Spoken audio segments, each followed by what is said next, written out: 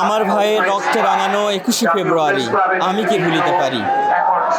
ভাষা শহীদদের প্রতি শ্রদ্ধা জানাতে সেই প্রভাত ফেরি থেকে শুরু করে এখনো পর্যন্ত হাজার হাজার মানুষের ঢল নেমেছে কেন্দ্রীয় শহীদ মিনারে।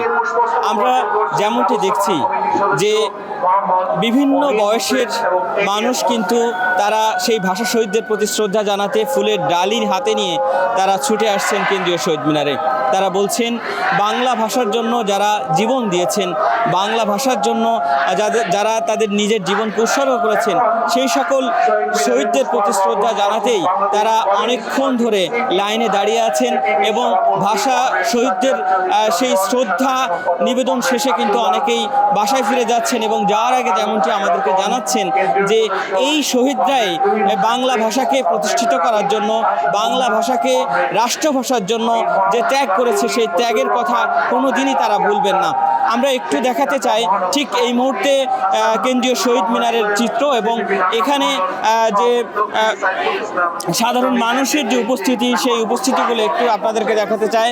এখনো পর্যন্ত কেন্দ্রীয় শহীদ মিনার থেকে শুরু করে একেবারে পলাশী পর্যন্ত হাজার হাজার মানুষের ঢল কিন্তু ঠিক এখানে নেমেছে এবং সবাই ঠিক ভাষা শহীদদের প্রতি শ্রদ্ধা জানাতে আজকে কেন্দ্রীয় শহীদ মিনারে এসেছেন।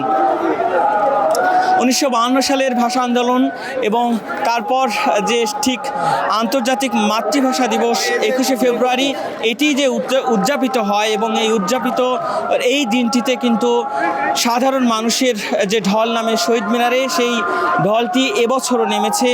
রমজান মাস হওয়া সত্ত্বেও কিন্তু আমরা দেখেছি ভাষা শহীদদের সেই শ্রদ্ধা জানাতে মানুষের কোনো কমতি নেই এবং প্রতিটি শ্রেণী পেশার মানুষ তারা এসেছেন, তাদের হাতে ফুলের ডালি এবং এই ফুলের ডালি ঠিক শহীদ বেদিতে তারা অর্পণ করছেন এবং তাদের যে মনের আশা তারা যেমনটি আমাদেরকে জানিয়েছেন যে ভাষা শহীদদের প্রতি তাদের যে শ্রদ্ধা এবং এই বাংলা ভাষাকে রাষ্ট্রভাষা করার জন্য যারা জীবন দিয়েছেন তাদেরকে সারা জীবন এই মানুষরা মনে রাখতে চান বা পরবর্তী প্রজন্ম যাতে ভাষা শহীদদের কোনোভাবে না ভুলে যায়, এই জন্যই এই দিনটিকে তারা স্মরণ করার জন্য কিন্তু ছুটে এসেছেন কেন্দ্রীয় শহীদ মিনারে।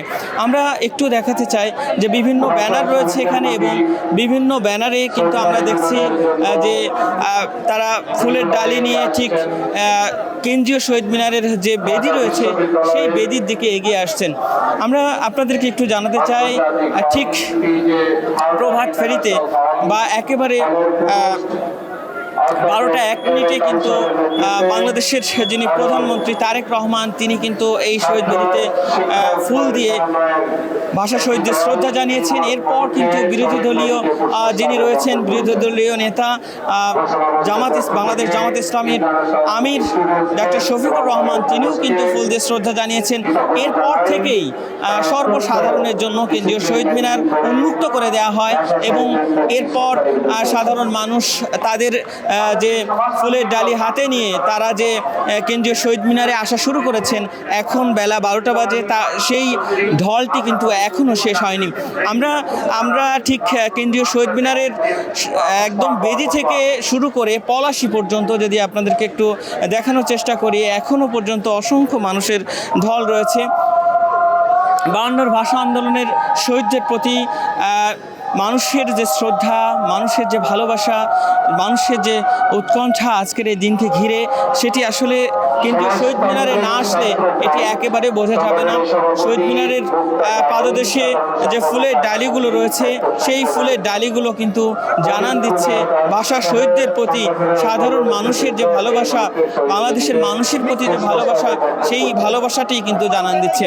এখানে আরও একটি আপনাদেরকে কথা জানাতে চাই যে বাংলাদেশের এই নির্বাচনের পর আমরা যেমনটি দেখেছি মন্ত্রী পরিষদের যারা রয়েছেন, বিরোধী দলীয় নেতা যারা রয়েছেন, তারাও যেমনটি এই শহীদ মিনারে এসেছেন ফুল দেওয়ার পাশাপাশি কিন্তু সবাই এই শহীদদের প্রতি দোয়া মোনাজাত করেছেন। এটি কিন্তু একটি বিরল চিত্র ছিল এবং এই চিত্রটি দেখে সাধারণ মানুষের আবেগ অনুভূতি কিন্তু অন্যরকমভাবে আমরা দেখতে পেরেছি এবং সোশ্যাল মিডিয়ায়ও দেখতে পেরেছি যে এই শহীদ মিনারে ফুল দেওয়ার পরে শহীদ বেদিতে যে মোনাজাত, এই মোনাজাতের দৃশ্যটি কিন্তু এবারই প্রথম আমরা দেখেছি। প্রতিবারের মতো এবারও ভাষা শহীদদের প্রতি শ্রদ্ধা জানাতে কেন্দ্রীয় শহীদ মিনারে হাজার হাজার মানুষের ঢল নেমেছে।